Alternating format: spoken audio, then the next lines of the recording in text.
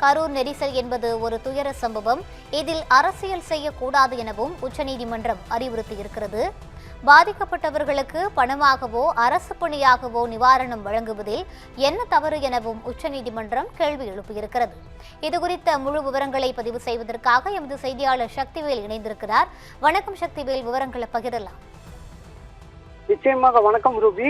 அரசு பணி வழங்கிய விவகாரத்தில் உயர்நீதிமன்ற உத்தரவுக்கு உச்சநீதிமன்றம் இடைக்கால தடை விதித்துள்ளது.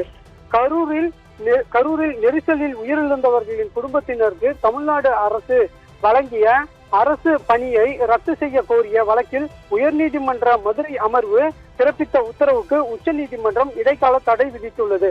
கரூர் நெரிசல் என்பது துயர சம்பவம். இதில் அரசியல் செய்யக்கூடாது என மனுதாரருக்கு உச்சநீதிமன்றம் அறிவுறுத்தியுள்ளது. மேலும் உயிரிழந்தவர்களின் குடும்பத்தினருக்கு தமிழ்நாடு அரசு பணி வழங்கியதில் மனுதாரருக்கு என்ன பிரச்சனை என நீதிபதிகள் கேள்வி எழுப்பியுள்ளனர்.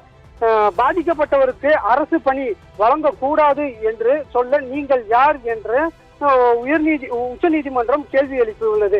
இதையடுத்து அரசு பணி வழங்கியதை எதிர்த்து உயர்நீதிமன்ற மதுரை அமர்வு பிறப்பித்த தடை உத்தரவுக்கு உச்சநீதிமன்றம் இடைக்கால தடை விதித்துள்ளது.